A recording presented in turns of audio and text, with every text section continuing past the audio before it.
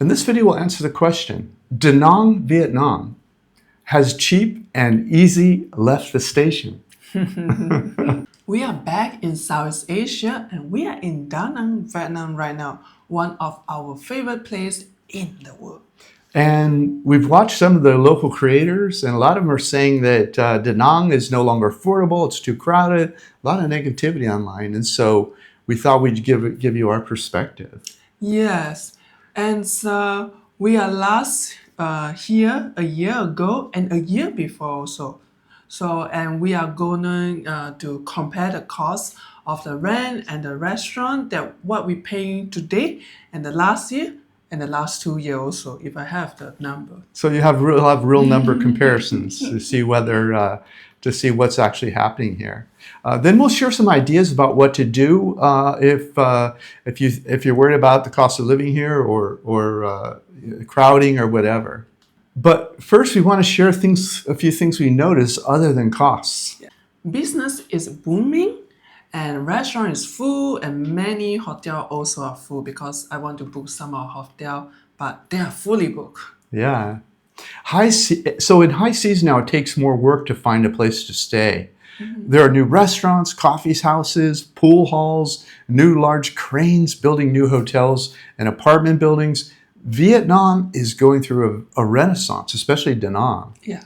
The beach are so busy from the north to the south is with more and more people. Yeah, and there's VinFast cars selling everywhere. If you don't know, VinFast is an electric car company that's really thriving in Vietnam, and they make a beautiful electric car. There are more younger expats here, digital nomads. You hear more languages being spoken around you. The internet-connected landlords on Airbnb are more expensive, so you have to get more creative when you're looking for an apartment here. The nightclub, the pub, the bar, and they have live music, and they have more and more people now. So this place is alive and exciting. It's vibrant, and you can feel the excitement going on here in Vietnam. It has a very young energy and vibe about it. That's why many people love it here, and people feel alive when they're in this environment. The first one, and also is all the people concerned about the apartment rent. Yeah, apartment rents. Yeah.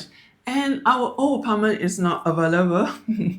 So that's why I need to go to book the hotel for a few days. I have my favorite hotel in Da Nang, but they are fully booked. So yeah, we have to book for 5 days and then we go to apartment hunting, check on the Facebook that, the owner posting anything and they have to run to go to see the house. It's so funny,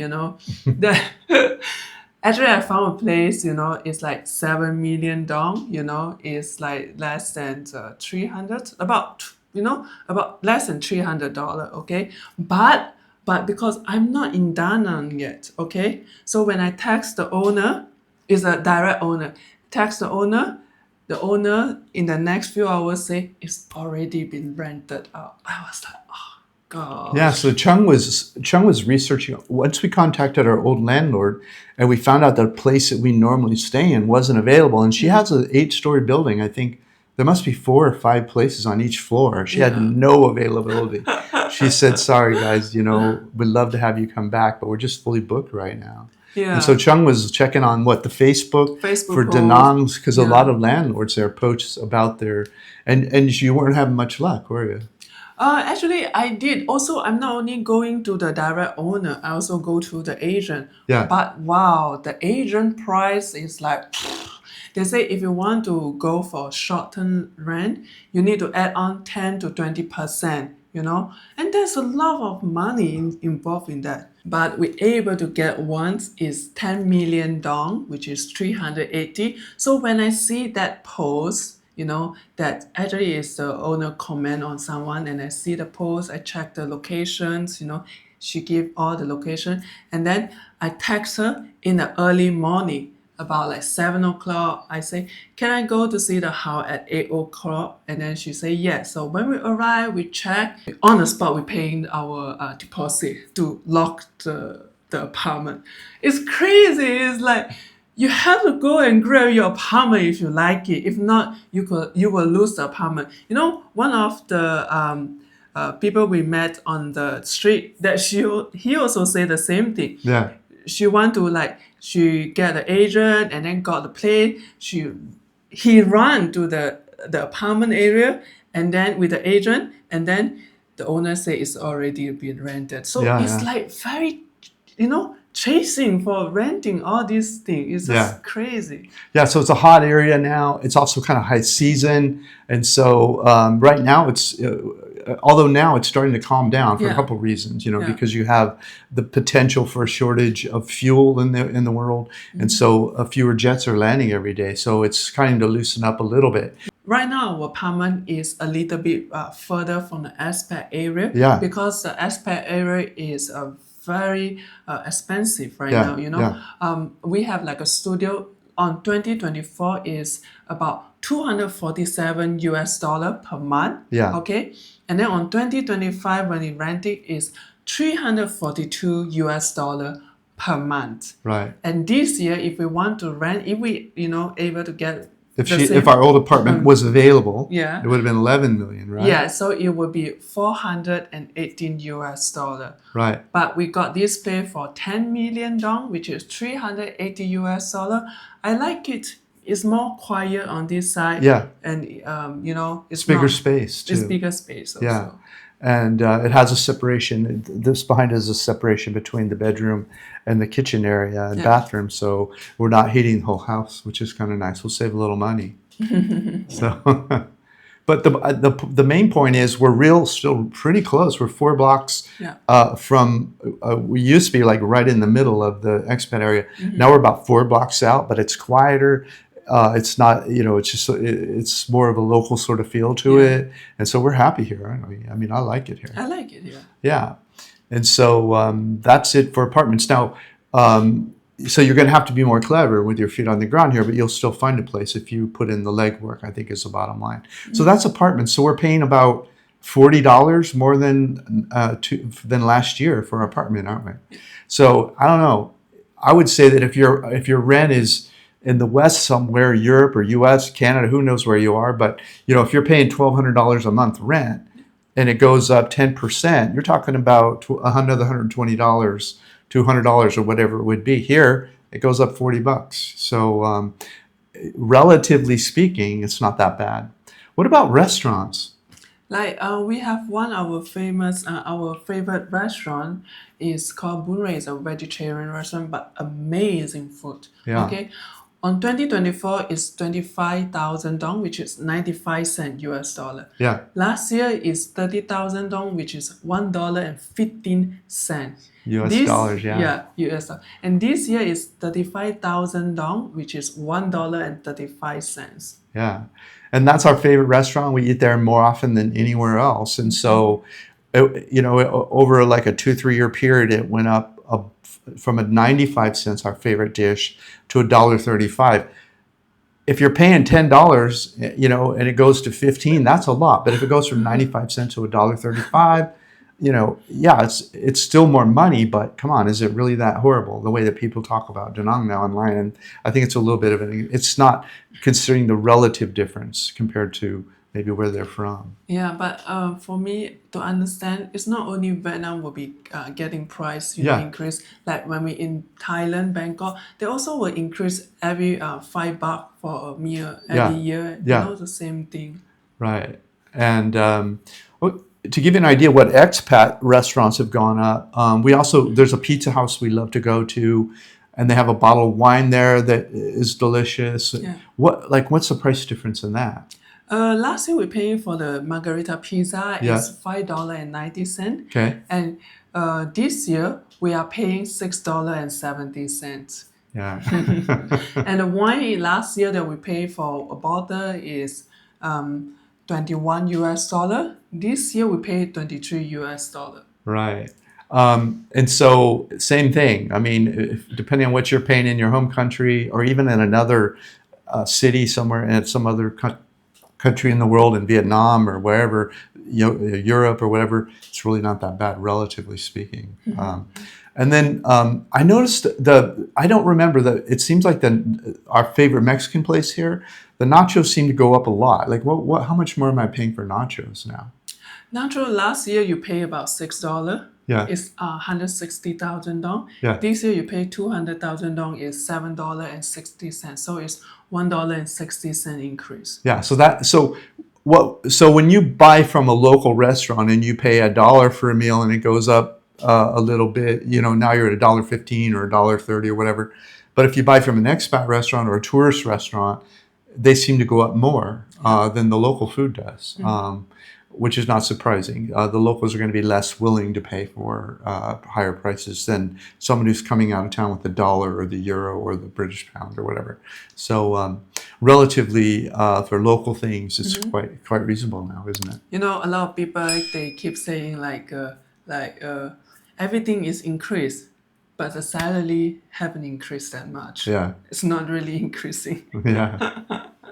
Yeah. So I would say if you think about it relative to your home country costs, it's really not that bad here, the way that people are talking about it. It is more money. Now, the higher end stuff seems to have gone up. Like we're happy in a simple place like this, a 1-bedroom condo, but you know, maybe if you're buying if you're renting a penthouse in a high rise, or you're renting a villa, maybe those are going up a lot faster because there's fewer of those. There's more of this kind of inventory here. So maybe that's suffered some more, but that doesn't affect, you know, the typical expat who's coming here, you know, trying to live on $1,000 or $1,500 a month, I would say. So what can you do about it? You know, if you're living in Da Nang and you have a budget that's not going up much each year, there's some things you can do that we want to talk about. For example, what we did is we went a little bit outside of the hot area, you know, 4 blocks, not the end of the world. It's kind of nice actually because it's a little bit crazy over there now, a little bit crowded, and now we're kind of more of a local peaceful area. So and also it's a short walking distance to the beach as well. Yeah.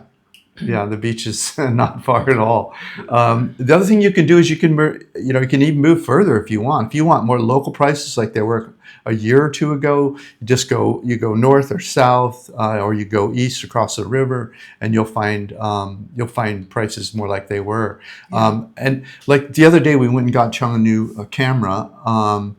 That's going to have some new features. We hope you guys enjoy it. You'll see more of it soon. And we went to a coffee shop. Right just across the street from it. And those coffees were, what were they, like 20 or 25? Yeah, we have 3 different coffee. Yeah. And 2 coffee and one's like a juice kind of thing. Yeah. Is 74,000 dong. For all 3? Yes. Yeah. So it's less than $3. And we're talking like, you know. It's amazing coffee. Like salted, it's like a cappuccino kind of thing. It's not, you know, it's really first class coffee. Salted coffee. It's very good. Yeah. And coconut coffee is all 𝗨cy. It's beautiful. Delicious. If you get outside of the tourist or expat areas, you're going to find a lot of local neighborhoods that are already, you know, like they were a year or two ago. They've just seen less inflation. The other thing is, if you fall in love with this place and you want to stay long term, you can go ugly duckling hunting. Go find an apartment that's, you know, needs paint and it needs whatever. It needs some personality. Go, you know, get a 1 or 2 year lease on it, paint it yourself or whatever. And if you want to, you know, try to get a $200 a month apartment, go find an ugly duckling and do some work on it yourself. That's one thing that you can do, because they're in the expat area. The landlords have learned to try to make apartments for what a Westerner is expecting. Yes. Many Vietnamese are comfortable with, you know, more less modern apartments. And so if you go find an ugly duckling and charity it out yourself, get a long-term lease on it, then you can save some money that way. The other thing is that Da Nang's a soft landing. When you first leave your home country, Da Nang's a great place to come, especially this expat area, because you can get pizza, you can get your nachos, you can get steak, you can get all your foods from home. But the idea is it's easy to adjust to when you first get somewhere. But you need to develop a love for the local food, the local lifestyle, the short little stools and cafes full of locals, and sort of get into the vibe of what Vietnam's really about. And once you've made that transition and you know what to eat and local restaurants or whatever, you can start migrating outside of these soft landing areas. Sure, it's okay once or twice a month to come back and have a pizza or nacho or whatever, but you don't have to be stuck in the tourist areas. You can, once your soft landing is over, you can move away from them. So the truth is that once you are really in love with a country, it may actually start to annoy you to be in tourist areas. Now, we've been all up and down the coast of Vietnam, and we have reports on a bunch of cities here we really love. And so there's a lot of great places in Vietnam. It's not just Da Nang, Da Nang, Da Nang, Da Nang. In fact, even if you move to Da Nang, you should venture out, do some trips, go see some other parts of Vietnam. It's a really fascinating country. And so there's a few cities that we, would recommend and that we really like.